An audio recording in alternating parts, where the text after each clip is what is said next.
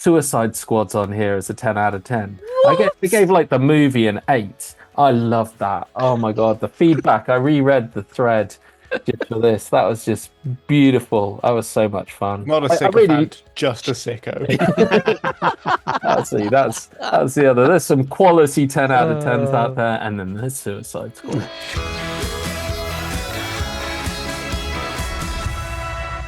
Hello and welcome to the AVForums Top 10 4Ks and Blu-rays podcast for April 2024. Tonight I am joined by Mark Costello.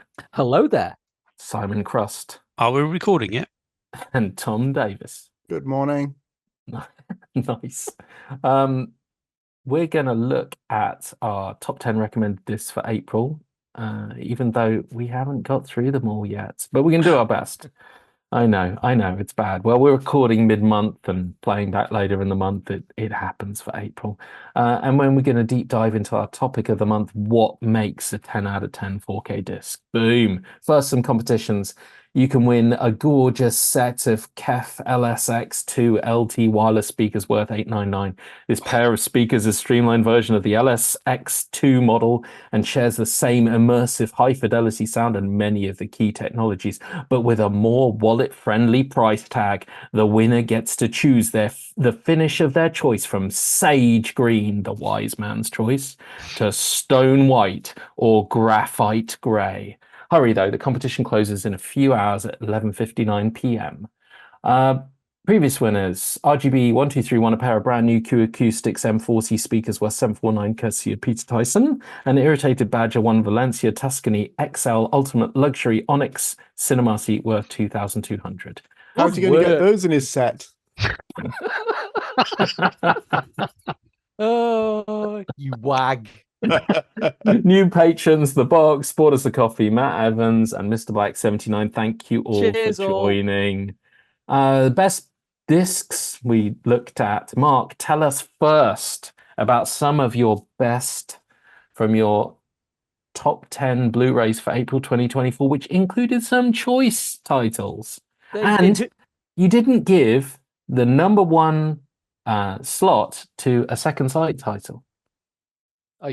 Are you accusing me of being some kind of shill there, Harlow? No, I'm just saying Second Sight gets in there with the extras and the video and the audio and everything, but they did not this month. No, there was something greater. Mark's usually pretty sycophantic towards Second Sight, Yeah. I would say. Well, to be fair, I'm pretty sycophantic to Yeah. most things. Hang on. Yeah. Mark Sycophant Costello. Yeah.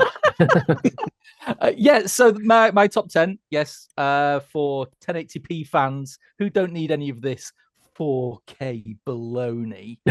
It's been a really good month, or it will be for those that have not been lucky enough to get their hands on some of these titles.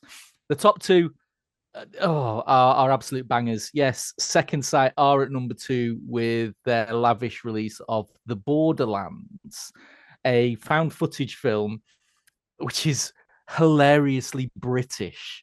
A church in, I want to say somewhere in North Yorkshire, has reported strange goings on, and a group of investigators from the church are called in. So far, so typical. But there's a real style and atmosphere to it. There's a real juxtaposition. One of the leads is it Gordon Kennedy? Gordon Kennedy, who's a comedian. But he plays it absolutely straight in this, but there's always a real sort of strange edge to it. It's a fantastic film. And the release from Second Sight is their, as we've already alluded to, their usual high quality stuff. Obviously, picture quality, it's found footage. It's shot on various types of dodgy consumer cam, so don't come here for picture quality, but there's some really good extras on it, especially the 2 interviews with producer Jen Handorf, one done at the time, which tells us very, very matter-of-factly that fan footage was the only way to tell such a story. And then cut to the brand new interview now from a few months ago, where said producer happily admits that, the fan footage was to cash in on Paranormal Activity. So, yeah. Don't trust movie producers, kids. So The Borderlands is a great release. But my number one choice took me absolutely by surprise. It's a film and a filmmaker I'd never even heard of until I got sent the Radiance disc to look. It's Suzhou River by, I want to say Lao Ye. So forgive me for garbling this, but this film is, honestly, it shocked me. In 84 minutes, it manages to take a neo-noir that hints at Vertigo, that hints at the double life of Veronique, but is shot through as if Wong Kar-wai is running around filming everything with a camera. It hints at a hardcore crime thriller that never materializes. It hints at a mysterious, almost supernatural drama that never materializes. It takes all our audience expectations from the genres that we know and love and just literally crumbles them up and throws them over its shoulder to give something which is so strange, but I almost want to say intoxicating, but that's rather a pretentious word to say. But it was, honestly, it's such a good film. It's so good that if you don't even want to pick up the Radiance disc, it's currently streaming on Mubi. I think Kaz mentioned it in the thread. Just go watch this film. It's absolutely amazing. The disc from Radiance is very good. 4K restoration of the 16mm source scrubs up very nicely. And there's some pretty good interviews on the disc. The best one is from my favorite academic, Tony Raines, who knows everything there is to know about Asian cinema. So it's a good disc, but the film is, really surprising, really amazing. Go and watch it. Very nice. Very nice. Thank you. I'm always I'll never get through all 10 of your titles in any 1 month, but I always add your number 1 and 2s. It's because there's always 17 in my top 10. It is because so it's because there's always a stupid amount and there's always some Chuck Norris. And no. Not awesome. No, okay, there's either Chuck Norris or there's like ninjas. Yes. Eureka ninjas. It was Jet Li's Black Mask this month. I'm not doing it. I'm okay. Romeo's must die. Fine. I do like that film. Yeah, exactly. I do like that. That's a nonsense. 10 out of 10. Hey, I tell you what, Kino Lorber stuck that on 4K. Yeah, darn tootin', it'd be 10 out of 10. Oh my God, it's gonna bad. We haven't even got Navy SEALs yet. It's gonna just all melt down. We haven't reviewed a bunch of titles for April, which I thought I would include here as shout outs, because it's quite obvious that Kurosawa's Dreams on 4K from Criterion is going to be well received, and the Holdovers, which I absolutely adored, on 4K from Dazzler is going to be well received.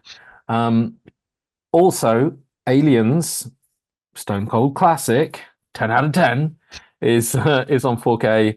The 4K is going to be debatably received when Simon gets in due course. So we haven't covered everything that's up there. What we have covered is the upcoming releases of Ealing Studios classics, Lavender Hill Mob and Kind Hearts and Coronets, which Simon has reviewed. I did. I looked at them both Stone Cold classics. Lavender Hill Mob, had a great time with that. Particularly exciting to see London in the 50s just after the Blitz, but it all smashed to bits and being put back together, so that's quite good. But equally is Alec Guinness in one of his fantastic roles as a mild-mannered bank clerk who plans a gold bullion robbery, and the madcap insanity that goes into planning, executing, and then trying to run away with the gold. It's just a fantastic film. The disc from Studiocanal has been it's a new 4K scan, not from the negative. I guess the negative doesn't exist anymore. They've had to use a positive, but it's a brand new scan from this, the best available source. Color restoration, restoration wasn't color restoration because it's a black and white film, but there's been a full restoration of it. Looks spectacular. You'd think it was brand new. Absolutely superb restoration. Grayscale, fantastic. Dolby Vision on it.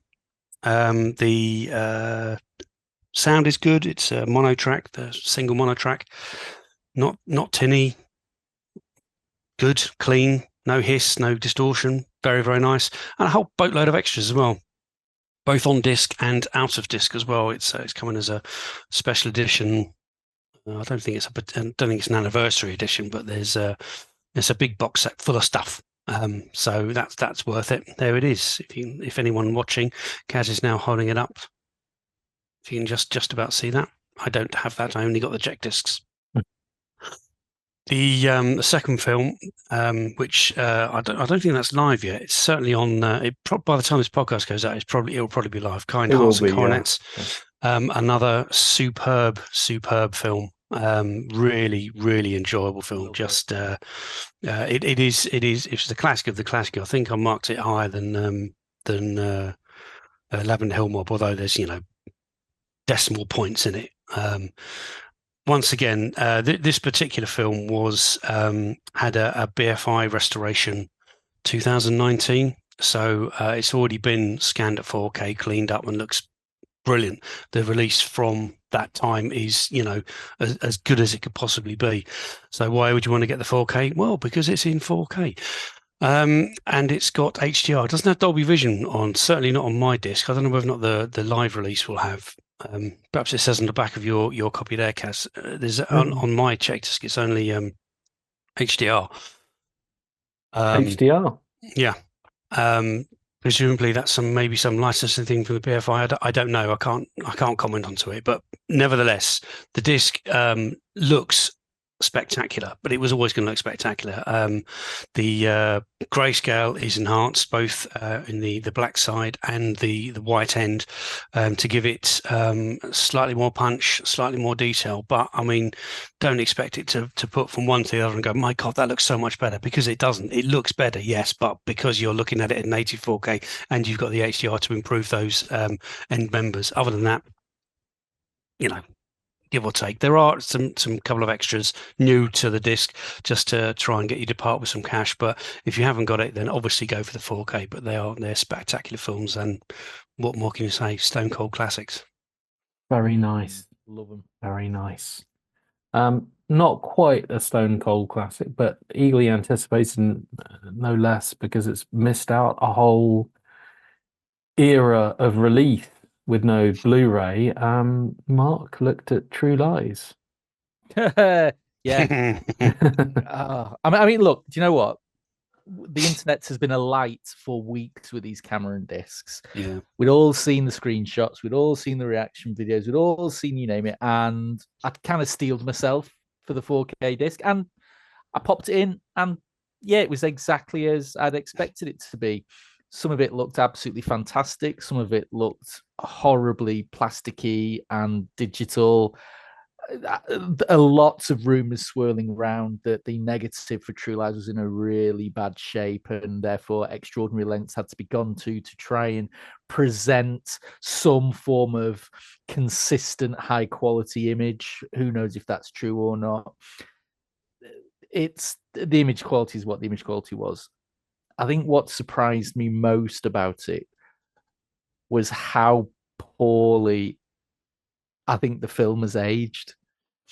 And I think this, out of all of the Cameron, more so than The Abyss, I hadn't seen True Lies in crumbs 20 years. And I think whether or not it's just that action films have moved on so much since then, I don't know.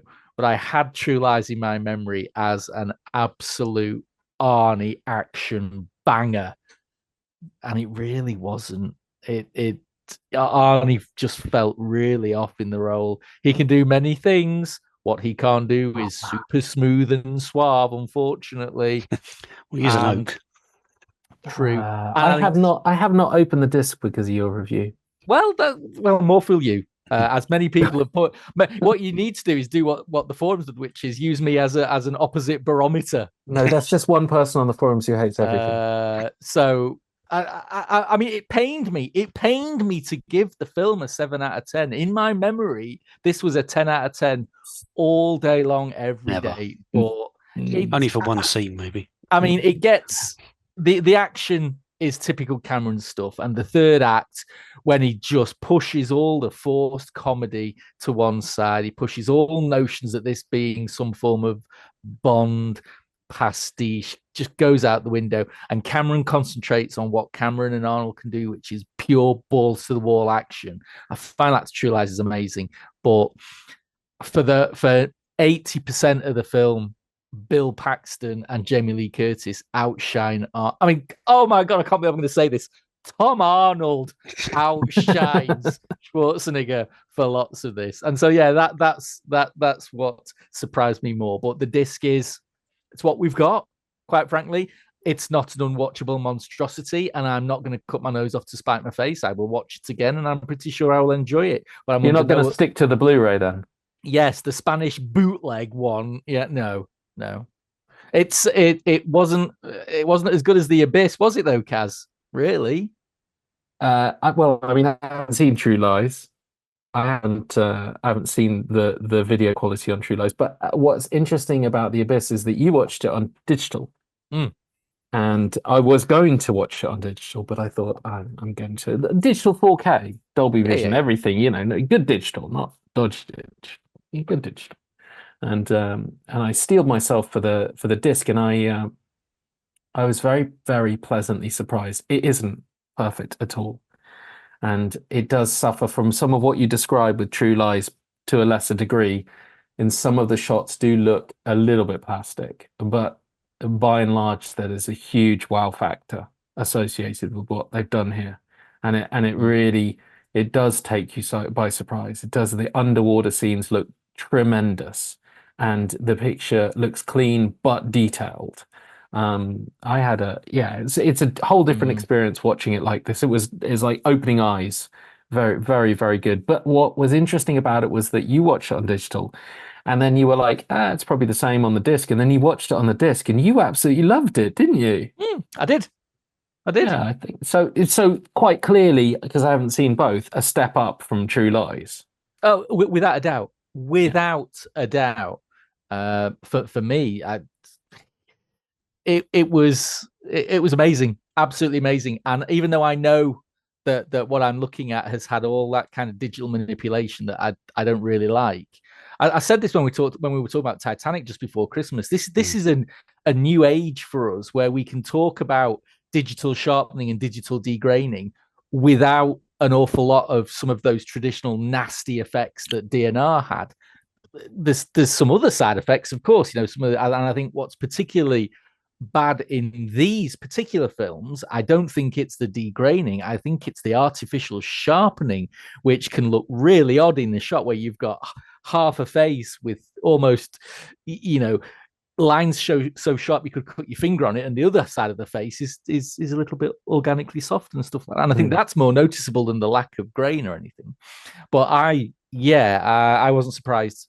Sorry, I was surprised at how much better the disc was over digital. But I mean, I thoroughly enjoyed revisiting it, and I love the movie, and that, unlike True Lies, that stood up. Rewatching it, had an absolute blast. My God, and he does so much with that. I know it's a long film, but he does so much in that movie. It's very ambitious, and some of the best underwater sequences I've ever seen put together. Absolutely, and kills everybody. Great. For reals is.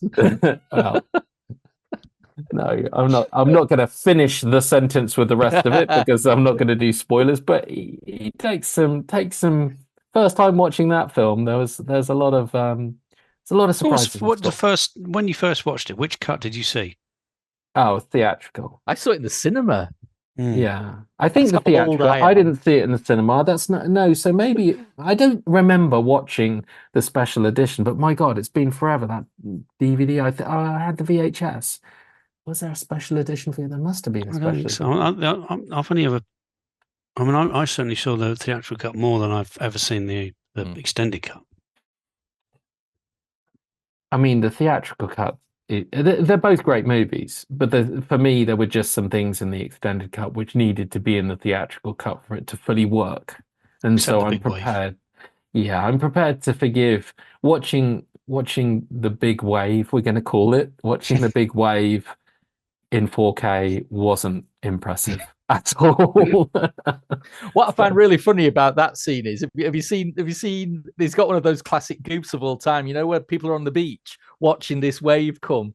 right in the bottom left-hand corner of the screen. Someone's watching it, and his mate runs up behind him and yanks his shorts down to bare his ass. Of all the digital tinkering Cameron has done with his films, he left that in.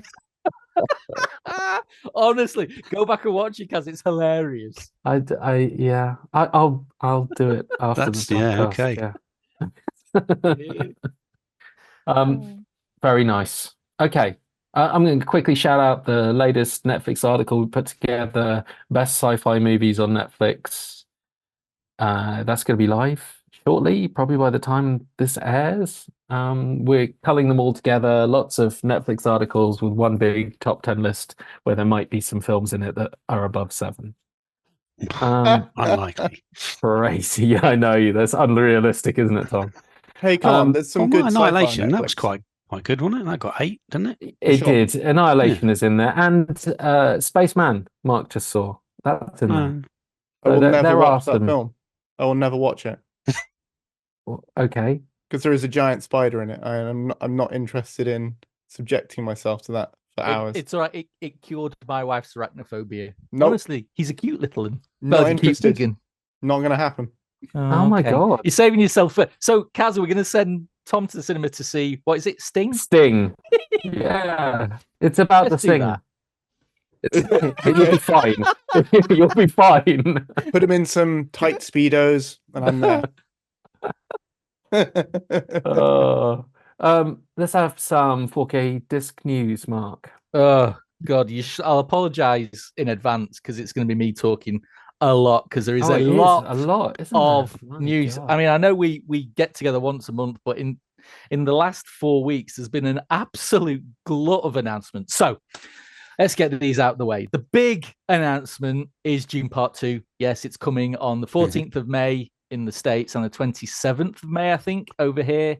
The whinging has already started because, yes, why were we even surprised? Anemic extras. Rumor is that the digital release will have even more extras and no IMAX scenes. But, come on. Did we expect any different? Same as the first film. We all know Warner Brothers will rinse the living crap out of this franchise before it gives us physical media fans what we really want. So double, triple, quadruple trips ahoy. There you go. Start saving up now, kids. So starting in the US, big studio announcements include banger after banger. We've got the classic noir Chinatown from Polanski and Jack Nicholson. That's coming from Paramount. So join with me now. Please be good. Please be good. Please be good. We've got Magic Mike from Universal. I don't care if you're good. I don't care if you're good. I don't care if you're good. We've got La Femme Nikita from Sony. So Yeah. of course it will be good. Of course it will be good. And 12 Strong from Warner Brothers. Who cares? What the 12? Anyway. But the meat of the announcements, honestly, it's like the boutique labels were having a real competition this month. So first of all, Kino Lorma came straight out the gate, deciding to turbocharge their schedule by promising to drop banger after banger in their usual manner of soon. That means 2 years. So who knows? Well, they've been announced. So you ready? We've got Cage of the Palmers, a Snake Eyes. We've got Peter Hyams and Gene Hackman. Gene Hackman's Just as Ace, Narrow Margin. We've got Ray Liotta's not quite as ace as Passenger 57. It's nowhere near as ace as Passenger 57. All Turbulence right. does not stand up. All right. We've got the best ever slasher ending in April Fool's Day.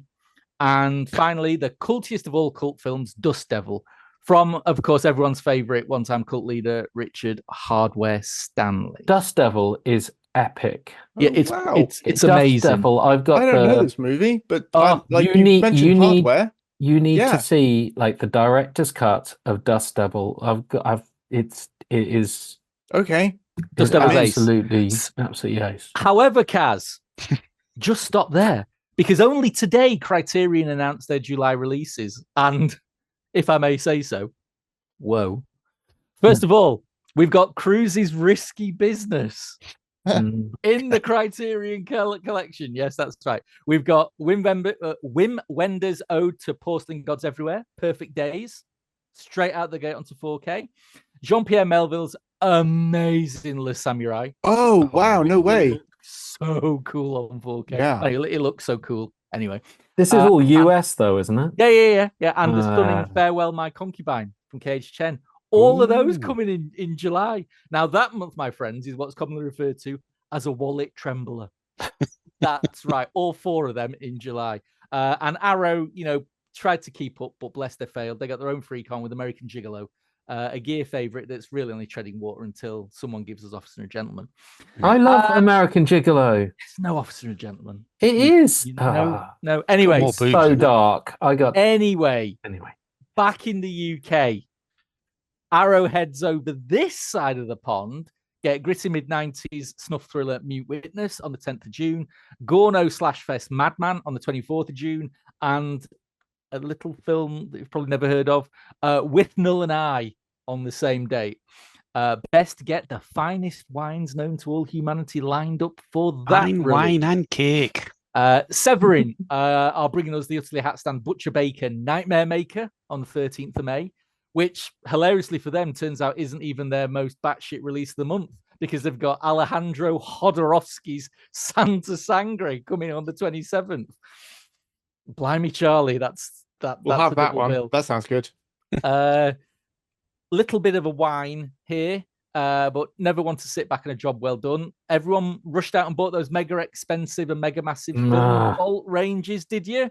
Well, guess what? They're not done rinsing you for your favorite films yet. Come back as steel books. Their entire second wave are They're the same movies, aren't they? Same movies in steel just books. in a steel book. And you don't even get the little like plastic or glass. You don't get the glass thing. Tom, You don't even get the little glass cube. What's the point? You haven't bought Jaws Apollo 13 in 2001 enough. You just haven't. Yeah. Get buying. But finally, in classic Star Trek move, Rocky is releasing, well, not Rocky himself, obviously. Amazon MGM are releasing the last 2 Rocky films that are missing out of the Balboa saga. Rocky 5 and Rocky Balboa are coming as individual steelbooks. Rumor is that they are also going to release all of them as a 6-disc set.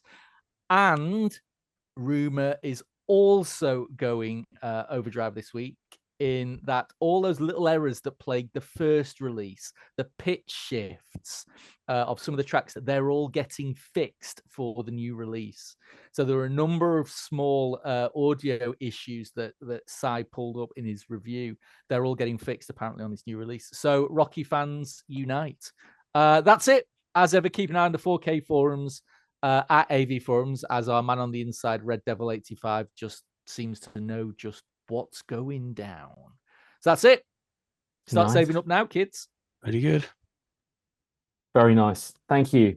Our discussion of the month is what makes a 10 out of 10 4K disc. Adding 5 and 5 together. Deja vu. Yeah, I know. Well, I mean, it is that. But I made a list of some of the ones we went through, and when you say 10 out of 10, are you talking on a full 10 or 10 across the board? I just put on this list are just ones where, because we all ignore maths, it gets 10 as the overall version. Overall score is a 10. So yeah, okay. Because finding ones where we gave 10 to every individual part was rare. You dish out 10s me like this. and Simon have done this is in the last 5 years. This looks like the last month. We have done a dozen apiece, which have been 10 out of 10s. In the last I think in the last 2 years, Simon's done 1 and I've done Simon's done 2 and I've done 2. Mark, you've done 2 in all your time. Yes. And what's interesting from this is I noticed that it's purely because of the extras. You will give out 9s to everything you love, and it's 10 for the movie, 10 for the video. We did just cover the fact audio. that Mark gave a 10 out of 10 to a 5-hour RoboCop documentary, so this is surprising no one. No, but he doesn't. It's an amazing documentary. I know, but I'm telling you, the only 2 things you've given 10 out of 10s to are Texas Chainsaw Massacre 4K and the Bruce Lee box set. Yes. The irony being, you didn't think that the movies were 10 out of 10. No. But the extras, man, they were like 100 out of 10. So you're leaping straight in with this, aren't you, Kaz? Straight in. I am leaping straight in with this because we've given loads. Like Yeah. we've given loads. We've given the Drives and the Pulp Fictions and the all of the ones that we covered as classics, as well as some more left field ones like June and Ronin and Maverick. We don't. Where's Dog Soldiers in this list? We got a lot of tens going on. Why is Okay. Dog Soldiers on this list? It's just- Who should we ask One of about these that? films is not We- like the others. we got a lot of 10 out of 10s here. But you're very selective, and so I'm going to boil it right down to this: what makes a 10 out of 10 for Simon? I'm going to go with Simon first. Yes. What makes a 10 out of 10 for Simon? Go on. So what A what 10 makes out a of 10 10 out of 10 release. disc? Yeah, Release. A release yeah. disc. So a disc, a 4K disc. So it it's doesn't gotta matter the be- numbers for the rest, but no, but it does. I know it does. But like, obviously, they're not going to be all 8s. But like, what gets it to 10? Because it doesn't have to be all 10s. It's got to be, okay. So it's got to be a great film. It's got to have a good picture. It's got to have good sound. It's got to have a boatload of extras. The disc has got to be worth the price that you pay. It's got to be a premium package. The whole thing has to be worth the money. You can go up and down on that. If the film means more to you than, if it's a shitty picture and shitty sound, but it's the best film in the world and you love it, then perhaps you could push that to a 10 a disc because it's worth it just for the film. And I may have done that in the past in the Blu-ray. I'm not sure I've done it on anything 4K.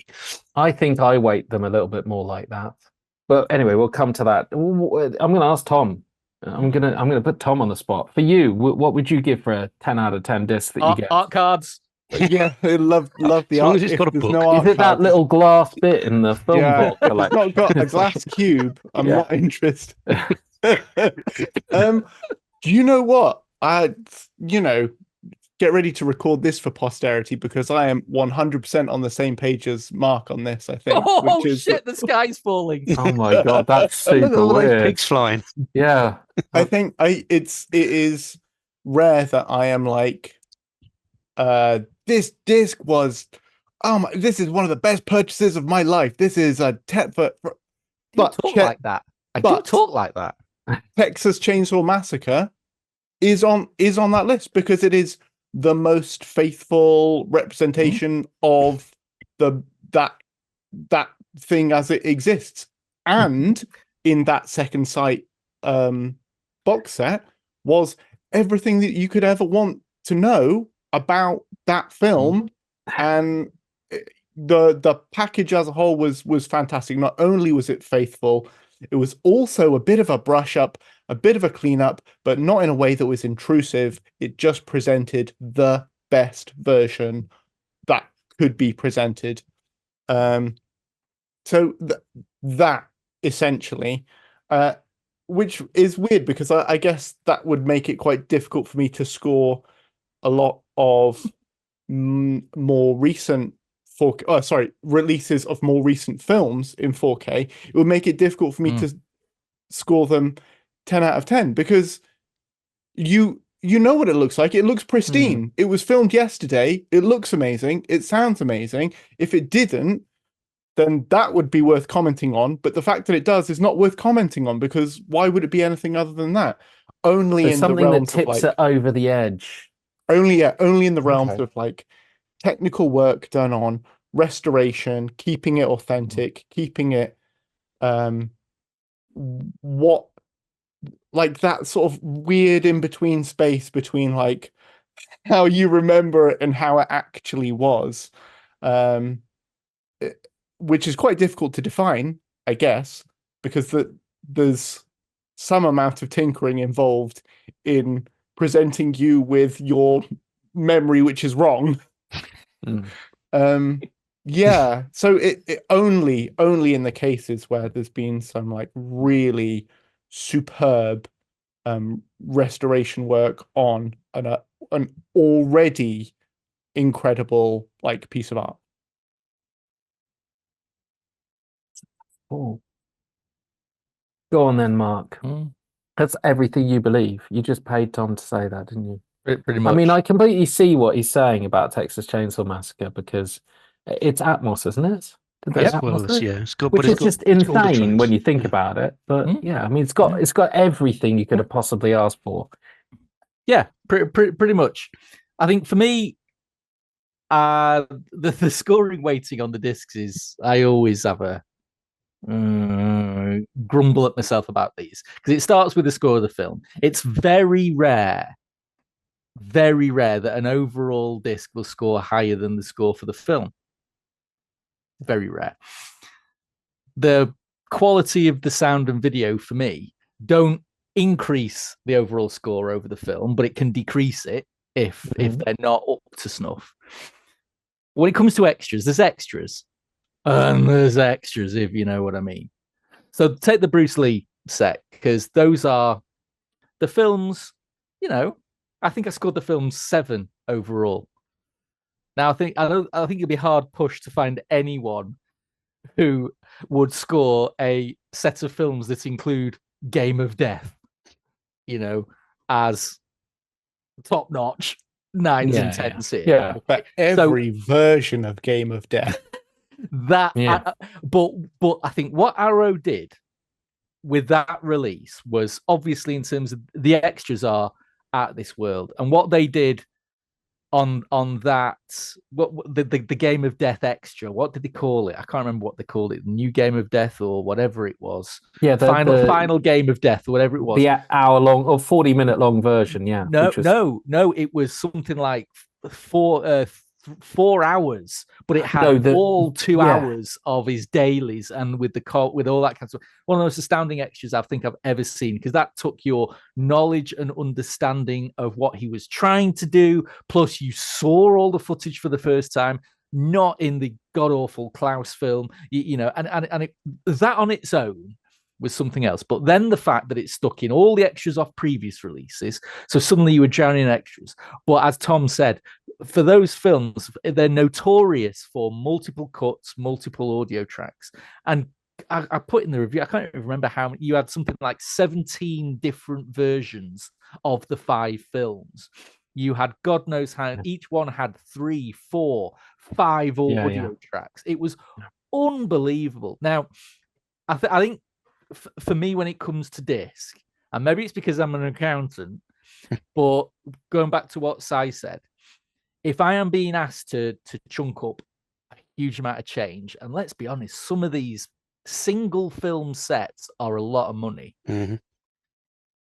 I have got to be able to say, if my 40 quid, I am going to compare my 40 quid disc version to the $2.99 4K Apple iTunes version over here. What's my 37 quid difference over here? And that will play a part in it for me, which is why I very rarely give 10s out of 10s, because I think the extras, most films now, the really good ones, you know, you'll get a couple of commentaries, you'll get an hour-long retrospective making of, maybe a few deleted scenes, and that's all great, and that's all absolutely, you know, that's solid enough, and it's good enough for a lot of films. But then when you compare what Arrow go and do, you have to set your benchmark accordingly. You know, and maybe what I should have done is score Arrow a 12 out of 10 for their extras, and everyone else would feel a lot better. Yeah, I mean, I can see exactly what you're saying about this, and more so than ever when you've talked about extras, because I'm not huge on extras, but if there are different cuts of a movie, if you're going to be Michael Mann, I want all the Michael Mann cuts. Yeah. I want a Manhunter box set which has all 4 cuts, each of which are about 90 seconds different from each other. I want it, and I want them all restored, okay? And it's only someone like Arrow or Second Sight, or it's only someone who goes to the boutique extra level of care that goes in, and that's where you get the high scores. Where I think that there's some difficulty, because there are some of these in there, you know, Touch of Evil has had a lot of time and care and different cuts put in. There are some examples, but where I think there's some difficulty is that it only really works for the classics in the list. Really, this can only apply to the ones that are, you know, multiple cut, 40 years old, have a lot of lore behind them, have the Wicker Man, and you can have a little fold out box set, and it has, you know, 3 different cuts of the movie, and Dawn of the Dead. You know, there's a lot of love that can go into older films, and a lot that can be put back together, even if it's retrospective commentaries. Yeah, And no, I think it's in the newer releases where I'm more forgiving than you, because I'm aware of that. And I'm not saying that you're wrong or that I'm wrong. I'm saying that I think I'm very aware that for Top Gun Maverick, for example, there's nothing else I really wanted much more that was in that. I absolutely loved the film. They put together a stunning looking disc. They went to the effort on the IMAX. They went to the effort with the immaculate video and audio for me, and it was an absolute blast revisiting it.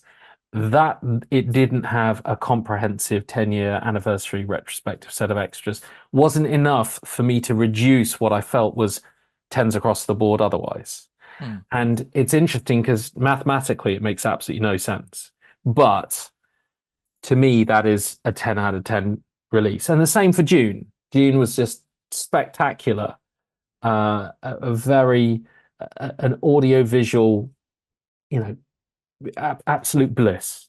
I loved it. But the thing with any of the June releases, as we've already said, because they're Warner Brothers releases, you want naff all on the disc. Like if you are interested in any level beyond the surface but 6 months after the film came out, I mean, that's why I think I don't punish them as much. I think you're right. I think that, but we haven't had the time for film historians to record 4 commentaries or fish out the dailies or put together some sure, but so when they do, then that's my 10 out of 10. Yeah. I know, but I mean, I think the thing for me on that is I totally understand it, Kaz, but then where does the value come into this? And that's what. But I don't know whether I think they're as expensive. Okay. They are expensive, but I don't think they're as expensive as the boutique box sets where you are getting what you paid for, but you are paying extra. Yeah, but I think so. We're looking at extremes here. So take, for example, I did a review for the 4K of Five Nights at Freddy's. Okay, it was an average film. Technically, it was very strong, great picture, good audio. It had 17 minutes of EPK extras. That was it. And at least half of those minutes were clips from the sodding film. Now, at the end of the day, I could hop on a digital provider and buy that film for, even on day one. On day one, I could buy that for $13.99. Technical isn't quite as good, but you know what? I'd get all those extras. And in addition to that, you just hop on YouTube and find like history of Five Nights at Freddy's and watch like 5 to 10 hours worth of content. Exactly. Yet the disc is 10 quid more. Now, I agree with that. And you said the same on, I think, Cocaine Bear. I think it was the same deal. Yeah. These are definite examples where there's a case to be made for going for digital. I guess I'm talking about ones where everything else is 10 out of 10, including the movie. Yeah. And I feel like a 7 out of 10 for extras isn't enough for me for a newer film. Yeah. I totally agree with older films. I want the lavish Indiana Jones box set. I want the lavish Star Trek box set. I couldn't abide a bare bones release.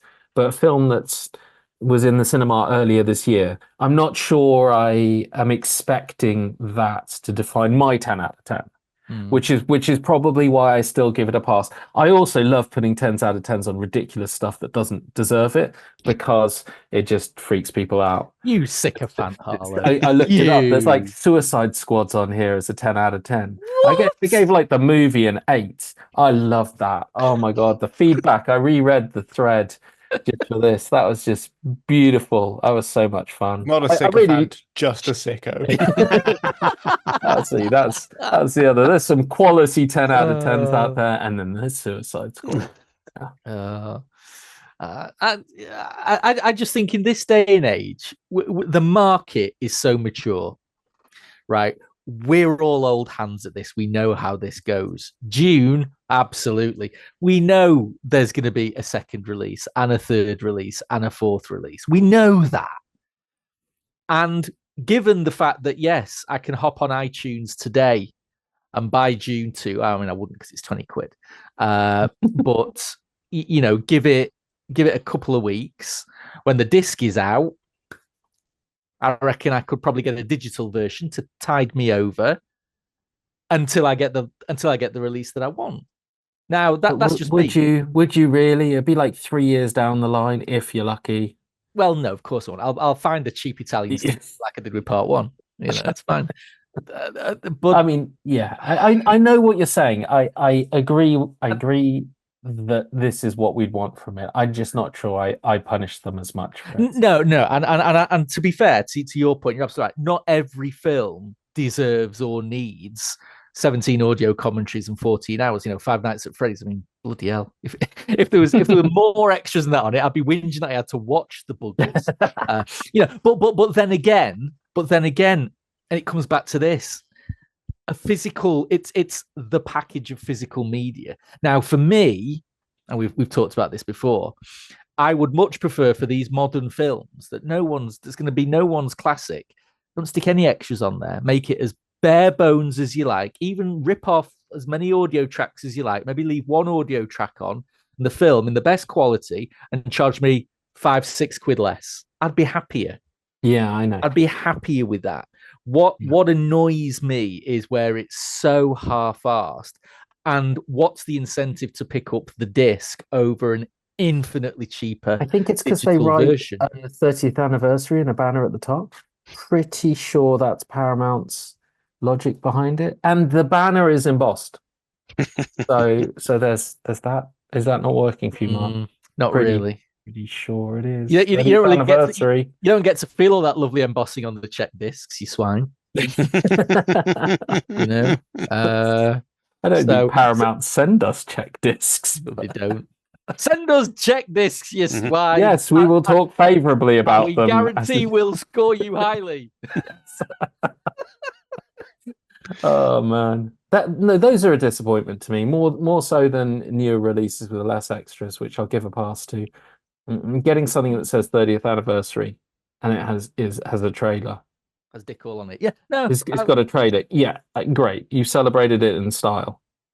It's and what makes it trickier is where it's one of these releases that's got the same extras that were on the 15th anniversary, because you've already got that, and then for us, we have to score that. Do you score it as it's for the fan who will already have that version, so there's no new extras, so nothing? Or do you score it for someone coming new to it? Oh, look at all these new extras. I tend to go somewhere in between. Yeah, you score the disc on its own merits.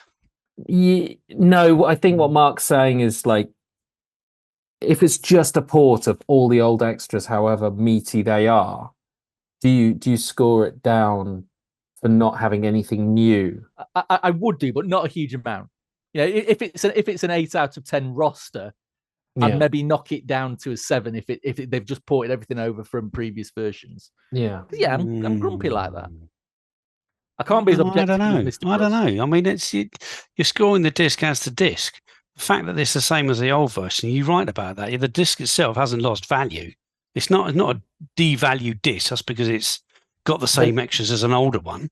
But is it for the people who already own that old one? I don't know. But who's going to buy it? Why would they buy it? Why would you buy it? If it's... I don't understand where you're going at. You score the disc on as the disc is in front of you. You forget about what's before. You forget about what's coming up. You score the disc as the disc in front of you. So that's an interesting. So what about these Disney, the Marvel discs, where the disc in front of you is HDR10 only, fixed scope, but it looks brilliant. Yet you could go to Disney Plus and get Dolby Vision, IMAX framing. What do you do then? Same thing. You score the disc as it is in front of you, and you say everywhere, but you can get this up better on Disney Plus if you want to. But the disc as is, this film, this picture, this sound, these extras, this disc is worth 8 out of 10. Ooh, I'm somewhere in between whatever here, because I would definitely write everything you're saying, Simon. because I did a lot of these Disney IMAX reviews. I've done a lot of these Disney discs where they've been on IMAX, and every time I've been saying the same thing and getting tired of having to say you can go and watch it in IMAX, and why would you even own this disc? But I can't help. I wouldn't score the picture down because generally the discs look that score, and the audio's generally better. But when it comes to the overall value, which I would attribute to that verdict, I wouldn't probably. I wouldn't think I would let it swing me a little bit. The fact that I would personally rewatch most of these movies in IMAX, in Dolby Vision, on a streaming provider when I've got the disc on the shelf means I'd probably score it down.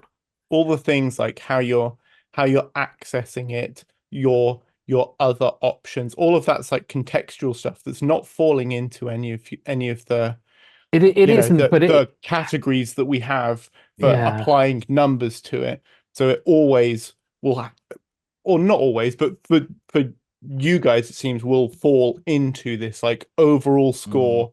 It's great, but I think that's fair enough. It's the hardest thing we have to do. It is by far the hardest thing we have to do, giving a number to a damn disc. It is really, yeah. It isn't an easy ride. Anyway, there you go. There's the conclusion. That's what makes it. Physical media rules. But it's nice. It's nice to see. This is 5 years, and me and Simon have done like 12 apiece. It's taken 5 years for us to put 12, 10 out of 10s. So it's nice to see that. Given nice to see it's rare. Given we're churning out like 300 reviews a year, it's not bad that it still takes something to get us over the line. Tell you what, just you wait till I get that 4K Tammy and the T-Rex. Oh, Jesus Christ, man. Jesus. Oh, I'm going to go in. We're gonna. Do you know what? I'm going to ask Stuart to invent us a new badge for that bad boy. Yeah. A T. It's the T badge. Best in class. Oh, God. Best dinosaur dud. It comes with a little box that makes your record player sound better as well. So like 10 out of 10. Very nice. Okay. Thank you. Bring us home, Kaz. Bring us on home. Well, do let us know if there's anything we've not covered that you think you should check out. That's it for the AVForums Discs podcast this week. Thank you to the movie team. If you've enjoyed this podcast, please give us a like and subscribe to the channel, plus hit the notification bell so you don't miss out when we publish our live streams, product reviews, and more. If you really like the podcast, buy us a coffee at buymeacoffee.com/AVForums. You can follow us on Twitter and Facebook and bookmark avforums.com for the latest reviews, news, and videos. Plus, why not leave us a 5-star rating on whichever service you choose if you give each of us a 5 out of 10. 5 out of 10? Yeah, that's appropriate. Yeah. If you gave each of us 5 out of 5. That's what we're going to do from now on the site. We're just going to add up the scores. It's just add them up. It would be terrible if they allow it, but only if you enjoyed the show. Thank you for watching and listening and joining us for another podcast soon. Bye.